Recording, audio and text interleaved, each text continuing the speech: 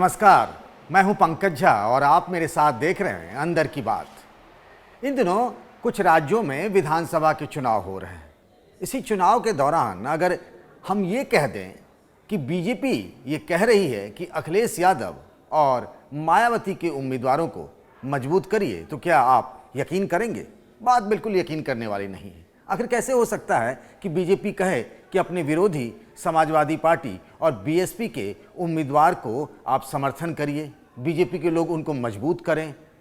बात सुनने में बहुत अटपटी लगती है, लेकिन राजनीति के खेल बड़े अजीबोगरीब होते हैं। यहाँ रिश्ते मिनटों में बनते हैं और बिगड़ते हैं। मैंने जो ये बात कही कि बीजेपी चाहती है कि बीजेपी के नेता और कार्यकर्ता इस चुनाव में समाजवादी पार्टी और मायावती के उम्मीदवार को मजबूत करें, ये बात सुनने में बड़े अजीब लगे, लेकिन ये बात 16 आने सच।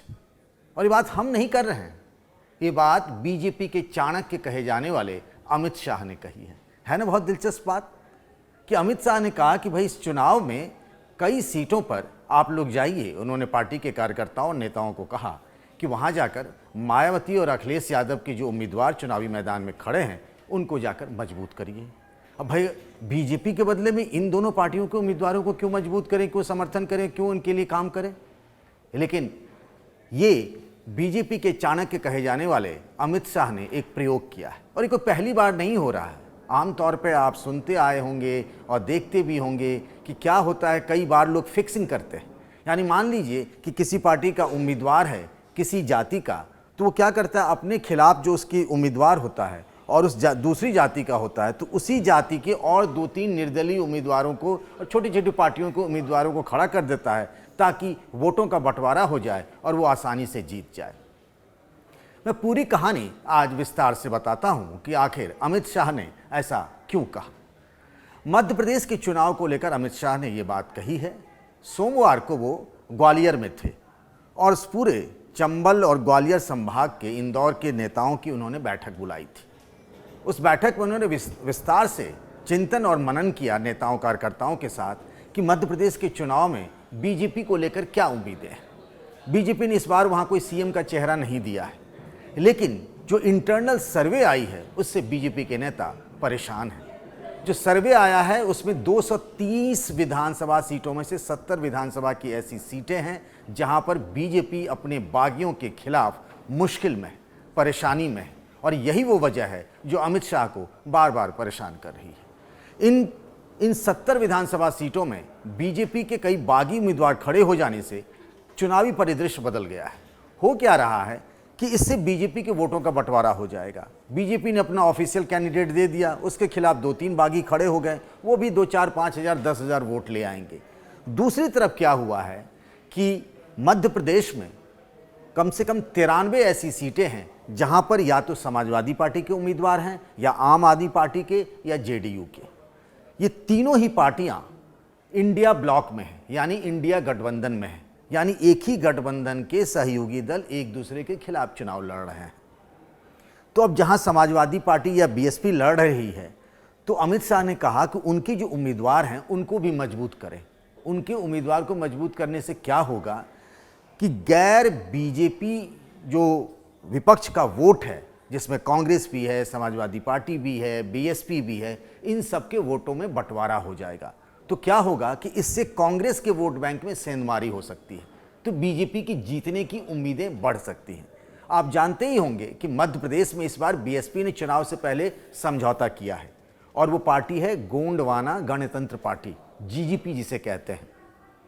पिछली बार 2018 में जो विधानसभा चुनाव हुए थे उसके आंकड़े बड़े दिलचस्प रहे।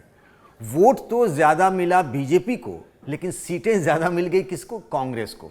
230 विधानसभा सीटों वाले में बीजेपी को 109 विधानसभा की सीटें मिली और कांग्रेस को 114, जबकि 47,000 वोट बीजेपी को ज़्यादा मिले। दोनों का वोट शेयर भी आसपास था, 41% के आसपास था।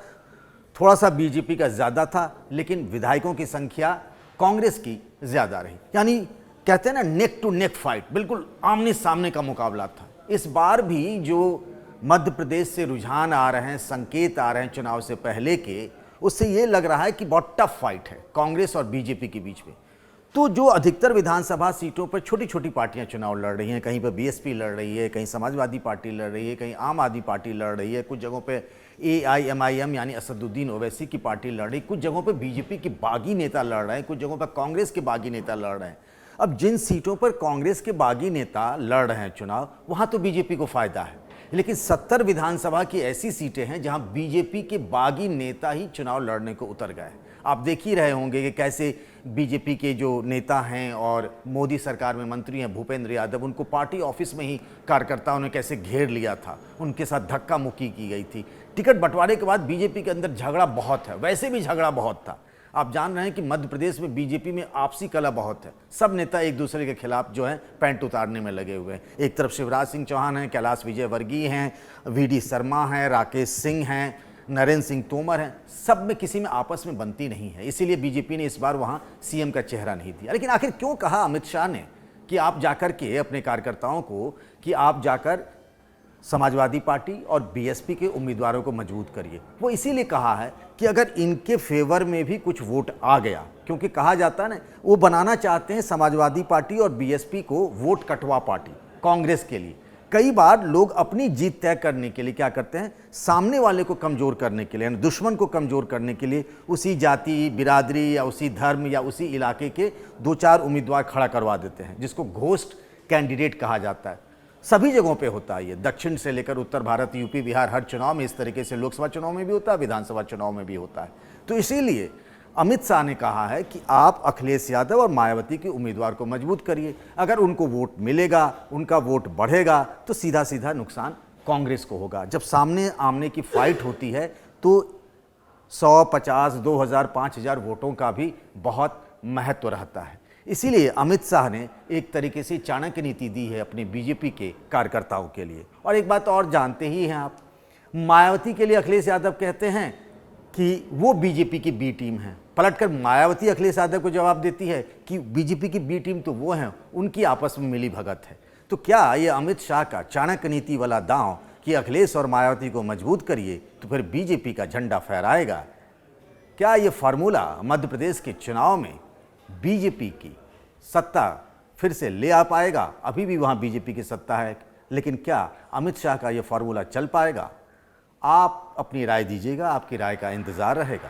तब तक अपना ख्याल रखिएगा। नमस्कार।